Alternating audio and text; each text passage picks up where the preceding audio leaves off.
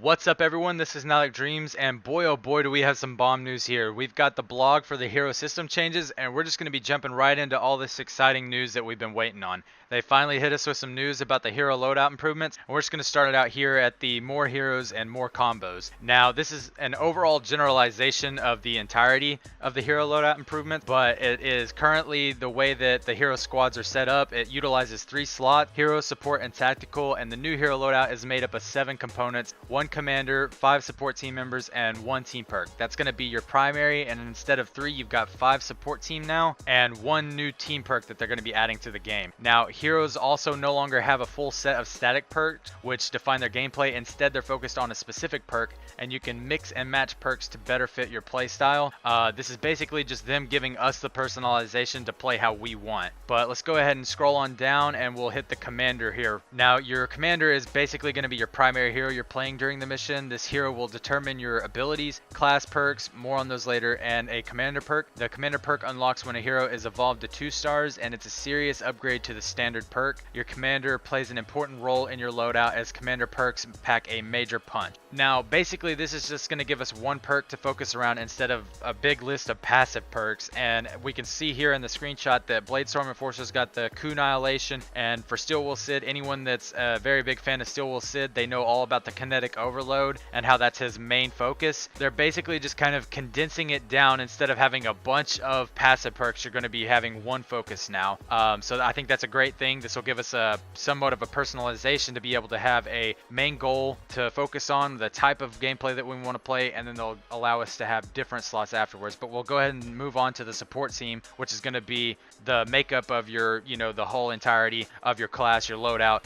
We got the support team is the backbone of your loadout. Any hero slotted in a support team slot will grant you their standard perk and 8% of their stats. That means that 8% of all 5 of them is going to be boosted to your stats, and this is where you'll be able to leverage your hero collection to build creative loadouts. So with this, it looks like we're basically going to be able to customize 5 core areas that is going to bring our loadout together. You'll have plenty of options to customize your build to your preference. You can play as a sniper focused constructor or a soldier with the most souped up going commando, and we can kind of see how they're breaking it down here. We can see quick draw calamity with the 6-shooter.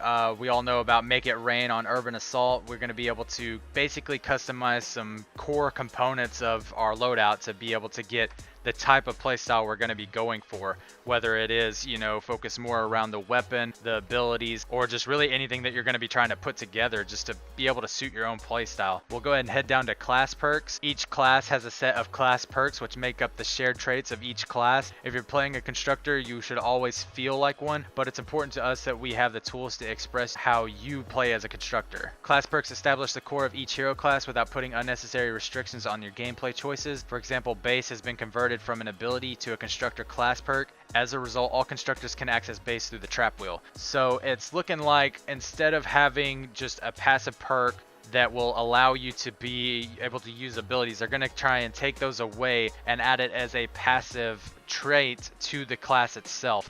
Here we can see the in the zone as the Outlander subclass, where you hit 5 times with a pickaxe and be able to get a boost for your pickaxe, and it includes the functionality of the old Keen Eyes perk. So in that regard, they're also condensing down passive perks and putting them into 1 trait where you'll just be able to have that as a class perk in general. And we're going to move on here to the new team perk that they're adding. Team perks will test the strength of your collection, but among them are some of the most powerful build defining effects in the game. These perks aren't attached to a hero, but are instead selected from a list of your unlocked team perks. And down here we've got an example to go by. So we've got Soaring Mantis. The Mantis Leap allows 2 extra jumps, requiring 3 ninjas, and 1 2-punch for each hero with 2 or more stars. The next heavy attack after using an ability costs 20% less energy. So it's looking like they're giving us somewhat of a challenge list to be able to go by. They're going to be implementing 20 team perks, and you'll also recognize several existing perks that have been converted to team perks.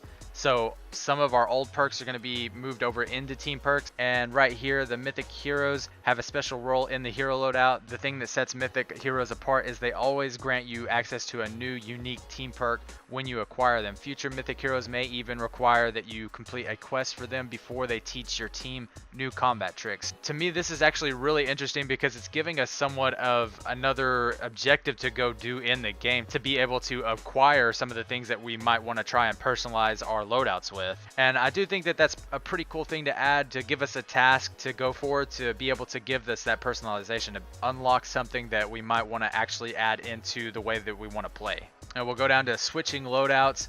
Multiple loadouts are here. With the new hero loadout, you'll be able to save multiple loadouts and easily switch between them. You'll be able to earn additional loadout slots by progressing through the stand and fight campaign. So I know that this is huge for a lot of people. The way that the game is based around loadouts, I think that it's only a good quality change to be able to save your preset and to be able to just go in, click on something and load it up the way that you want to play, and you can have different ones that are your play style for different areas. I think that that's a great addition to what we're going to be seeing with the loadout. And here we have the reskins. Going forward, almost all new heroes will have a unique perk. Reskins will be reserved for heroes who are either only available through real money offers like Founders Pack, or a time-limited exclusive reward like Birthday Brigade Ramirez. We'll be applying this methodology to all existing heroes, which will cause many reskins to become unique heroes. This means that heroes like 8-Bit and Demolitionist Bull will each have their own unique purse, and it also extends to alternate characters of the same subclass, meaning that a Demolitionist Bull and Demolitionist Penny will no longer share the same kit. That's really going to be a game changer in the sense that we're going to be used to having like two variants of a same subclass, and it's going to be interesting to see where that branches out to and how some of those same subclasses will be changed into a different playstyle. So it's going to be interesting to see how some of these subclasses will change and how they'll perform after the hero rework as opposed to what they are right now prior to the hero rework. And we got heroes from past events. We understand that this is a massive overhaul to every hero, and you may have opted out of earning certain event limited rewards because they were reskins of heroes you already had and the perks didn't fit your playstyle. The long-term goals include creating ways for you to earn heroes from previous events. We'll be granting everyone a few hero recruitment vouchers which you can redeem to recruit event heroes from the collection book. And basically this is just them saying that they're going to be trying to implement ways to get heroes from past events that you may not have been able to obtain. We got new heroes. What better way to celebrate the new hero loadout than with more heroes? They're going to be adding 8 new quests, each of which will grant a hero as a reward. These quests are extensions of the class specific quest lines and are unlocked beginning after SSD2. So we're going to be getting 8 new heroes to be able to acquire through quests, and that starts after SSD2 and Canny. Updated rewards. We've made some changes to the hero rewards you earn throughout the normal quest progression. These changes were aimed at cutting down the number of duplicate heroes you receive to help you expand your collection. Players who have already completed these quests will receive the new rewards upon logging in.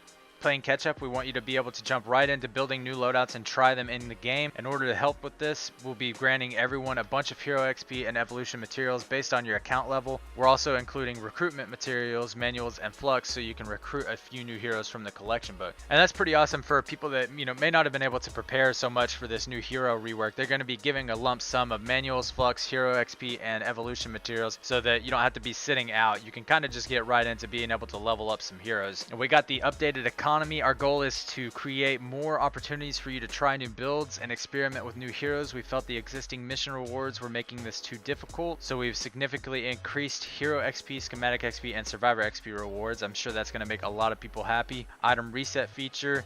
Basically, this is just as they come out with the hero rework, all of your heroes are going to be eligible for a reset. And so basically this is for anyone that might decide they have some reskins they want to go ahead and refund all of the materials on. They can go ahead and do that and put them towards something that's going to be new. Or if you just didn't like a hero in general, you can kind of get some of that back and put them towards a hero that you'll want to play more for yourself and personalize in this new hero rework. But to be honest, all of these changes are looking really great to me. I do want to bring some focus to this right here. This is the first iteration of the hero loadout, and we'll continue to enhance this feature as time goes on. We're excited about the update and looking forward to seeing all of the awesome creative ways you utilize the new hero loadout. And I did want to bring some attention to this because it is going to be our first look at the hero rework. They had to fix a lot of things about the recombobulator when it first came out. I know that Epic's had some mess ups lately, and I know that people are kind of on their last straw and they don't really want to stand too much of it, but we got to think that some of these things might take a little time to be able to get to where they want them to be as they tune them. The Recombobulator definitely had some things that needed to be tweaked when it first came out, and ideas that came from the players. So everyone try to keep a hopeful mindset that this is just going to turn into something really great. And honestly, I'm just greatly looking forward to this hero change and this rework system, as I think it's going to add a lot of quality of life, a lot of great aspects to the game that we can just personalize our characters the way that we want. And I'm really just hoping for it to blow minds as it comes in on 8.0.